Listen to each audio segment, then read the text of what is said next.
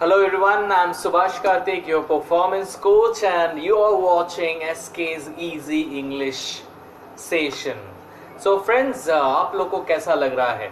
Episode दर episode हम लोग आगे जा रहे हैं और एंड वी आर फाइंडिंग, हमारे पास बहुत मैसेजेस आ रहे हैं कि उनको ये ग्रामर सेशन बहुत ही ज़्यादा इंटरेस्टिंग एंड ईजी लग रहा है. So thank you for those feedbacks. Apart from that, जो भी प्रैक्टिकल है दोस्तों, वो भी इक्वली इम्पॉर्टेंट है. अब मैं यही बोलूँगा कि जो भी हम प्रैक्टिकल सेशंस के बारे में जो डिटेल्स हम लोग देते हैं ऑनलाइन, प्लीज़ उसको करें. आई नो कि कभी कभी थोड़ा डिसिप्लिन अपने को बना के वो प्रैक्टिस करना थोड़ा सा डिफ़िकल्ट हो जाता है, लेकिन दोस्तों अगर सिर्फ ग्रामर करोगे और प्रैक्टिस नहीं करोगे तो मुंह से कुछ निकलेगा नहीं. आपको पता होगा कि क्या सही है, क्या मतलब what is the right sentence, लेकिन आपके मुंह से बातें नहीं निकलेगी. So my dear friends, practice sessions को लेके भी मुझे बहुत सारा फीडबैक पॉजिटिव सुनना है. So my dear friends, we have already learned action denoting sentence, right? Now, today we will be learning expression denoting sentence. Okay? So action, मैं फिर से रिपीट कर दूं, action is equal to doer and whatever doer does. Doer is known as subject part and whatever doer does is predicate part. Subject part is divided into two parts, that is extension and subject word. इस subject part में extension नहीं भी हो तो चलेगा. जैसे Ram went to party, so Ram went to party, Ram is the subject part, so there is no extension, so Ram is subject word also. So subject part में जो सबसे मेन हीरो होगा, जो मेन पार्ट होगा, जो मेन काम कर रहा है, जो डूअर होगा, वही सब्जेक्ट. ठीक है? Okay, now the next is predicate part. Predicate part is divided into verb and rest of the predicate, and rest of the predicate को हम ROP भी बोलते हैं, and ROP can be mono ROP and multi ROP. So we have done this much, right? So आज हम लोग expression denoting के बारे में पढ़ेंगे. So please stay tuned. Hello friends, now we'll go for the grammar session. We have already done sentence. Sentence is divided into two parts. One is action and another is expression. Now we have talked about action. अभी हम लोग बात करेंगे expression. Expression is equal to about which something is said plus whatever is said.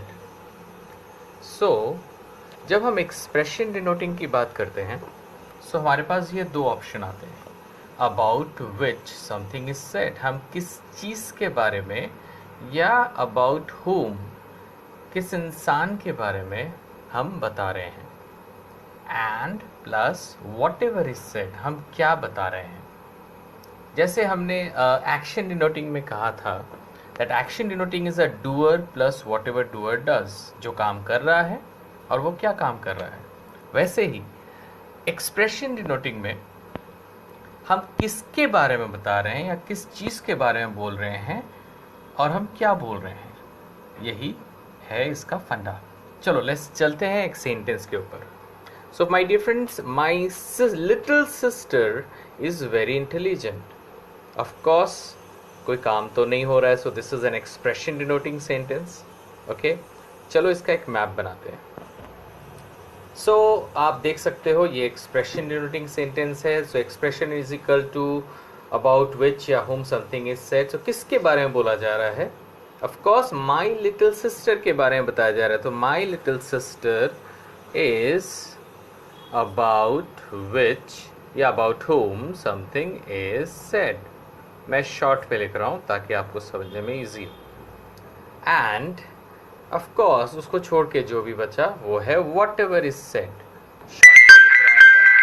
What ever is said. Sorry for the inconvenience, कुछ sounds आते हैं but please ignore that. सो अभी आपका ये मैप तैयार हो गया। माई little sister is about which something is said and is very intelligent is what ever is said.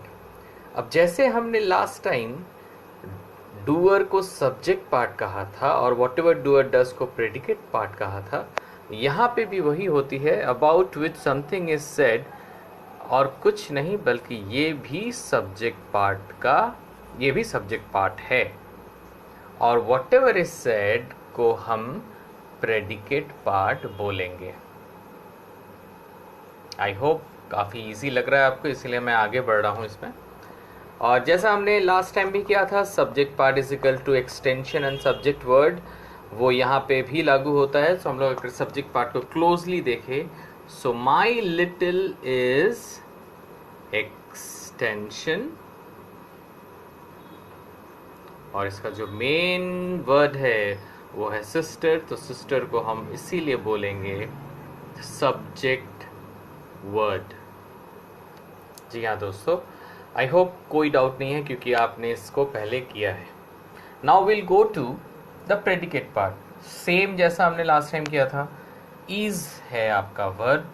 अगर आपको वर्ब ढूंढने में थोड़ी दिक्कत आए, कोई टेंशन नहीं है, क्योंकि इसके बाद हम वर्ब के ऊपर ही एपिसोड्स बनाएंगे, एकदम सारा वर्ब का कॉन्सेप्ट आपका क्लियर हो जाएगा।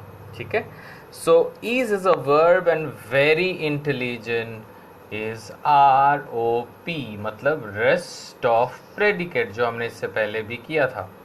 और यहाँ पे सिर्फ इंटेलिजेंस की ही बात हो रही है, सो एक ही ROP है, so this is called mono ROP। अच्छे से इस डायग्राम को आप देखें, जैसा हमने लास्ट टाइम बनाया था कुछ वैसा ही है।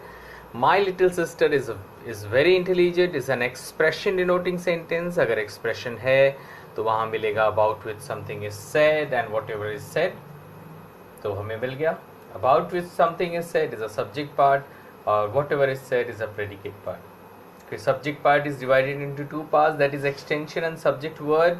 तो आप देख सकते हो यहाँ पे एक्सटेंशन एंड सब्जेक्ट वर्ड को, और यहाँ पे आप देखो predicate part, verb and ROP, and ROP is a mono ROP। So next time अगर आपको कोई बोले कि व्हाट इज सब्जेक्ट पार्ट, तो आप क्या बोलोगे? ध्यान से सुनिए मेरे क्वेश्चन को। अगर नेक्स्ट टाइम कभी आपको ये बोला गया है कि आप सब्जेक्ट पार्ट होता क्या चीज़ है, तो कभी ये मत बोलना कि about which something is said he subject part है, ऐसा नहीं। अगर मैं एक्शन डिनोटिंग सेंटेंस का यूज़ करूँ, वहाँ मुझे एक डूअर मिलेगा, सो जो डूअर मिलेगा उसी को हम सब्जेक्ट पार्ट बोलेंगे। और जब हम एक्सप्रेशन डिनोटिंग सेंटेंस बनाएंगे, वहाँ पे हमें मिलेगा about whom something is said, तो अबाउट होम या about which something is said को ही हम सब्जेक्ट पार्ट बोलते हैं। तो my dear friend, action and expression दोनों टाइप के सेंटेंस में जो सब्जेक्ट पार्ट होते हैं वो अलग अलग होते हैं, लेकिन उनको सब्जेक्ट पार्ट ही बोला जाता है। So my dear friends, let's go to the practice session. Hope you have liked today's session on expression denoting sentences. अगर आज आपको कोई भी चीज़ समझ में नहीं आई है, तो उसका सबसे मेन रीज़न है कि शायद आपने ओल्ड एपिसोड्स को देखा नहीं है। तो जो भी व्यूवर्स आज पहली बार देख रहे हैं, मैं उनको रिक्वेस्ट करूँगा, please please please you start from the beginning, and then you will also find the grammar is too exciting and really very very very easy. So my dear friend, now we'll go to the practice session, because we all know with only grammar we cannot go ahead, right? So today what we will be doing, today same we'll be doing the triple X tempo. आज हम लोग फिर से triple X tempo करेंगे, और आज triple x tempo में मैं आपको 3 टॉपिक दूंगा। आपको क्या करना है, आपको 3 मिनट का वीडियो बनाना है। हर एक टॉपिक के लिए एक वीडियो, हर एक टॉपिक के लिए 1 मिनट, फिर दूसरा topic second, and then the third topic is the in your 3rd minute. Okay, so 3 minutes का वीडियो आप बनाओ and you send it to me directly. I will give you the feedback. One more thing, जो भी practice session हम लोग कर रहे हैं, ये एकदम रियल टाइम बेस है। रियल टाइम बेस मतलब एज अ व्यूअर आप इस एपिसोड को जब भी देख रहे हो, ये मत देखना कि ये वीडियो कब शूट किया गया, कब ये अपलोड किया गया। एज अ व्यूअर आप देखो, as a student you do this. आप कभी भी जब भी आप इस वीडियो को देख रहे हो, उस वीडियो के 7 दिन के अंदर आपको मुझे जो भी टास्क होंगे आपको मुझे मेल या व्हाट्सएप करनी पड़ेंगी, ठीक है। सो आज का टास्क है, I will give you 3 topics for XXX tempo. 3 minute का वीडियो बनाना, 1-1 मिनट का हर टॉपिक रहेगा, and you send it to me through WhatsApp, and my WhatsApp number is 9836430005। याद रखना, and I am giving you the topic, okay. So you can see the topics here also. The first topic is empathy. Empathy का मतलब होता है किसी के problem को, किसी के सिचुएशन को अपना सिचुएशन फील करना। किसी को दुख लग रहा है, सो आप भी दुख फील कर रहे हो, जैसा वो फील कर रहा है आप भी वैसे ही फील कर रहे हो। सो किसी के पेन को खुद फील करना, किसी के दर्द को फील करना, वी कॉल इट, किसी के सिचुएशन को फील करना, it's called empathy. So the first topic is empathy. The second topic is the worst movie ever seen by me. The worst movie ever seen by me. लिखो, इसको video करना बिल्कुल मत भूलना, ठीक है। So the worst movie ever seen by me, सबसे बुरी मूवी जो मैंने अपने लाइफ में देखी है, okay? Now the third topic. The third topic is, what if tiger comes in front of me in the jungle? Okay, so you are in the jungle and tiger comes up, so what will you do? So these are the 3 topics my dear friend. इस 3 topics को पहले तो लिख लो अभी, and इसका एक video बना के मुझे व्हाट्सएप करो। विदिन 7 दिन के अंदर आप कभी भी इस वीडियो को देख रहे होगे, don't worry, I will give you the feedback. Practice session is equally important, never forget that, okay? So thank you my dear friends, I hope you have liked today's session and you have learned also many things which are important. So हम लोग फिर मिलेंगे अगले episode में एक नए grammar session के साथ एंड और लॉट ऑफ प्रैक्टिस सेशन के साथ। So till then, goodbye and अपना ख्याल रखिएगा। Thank you.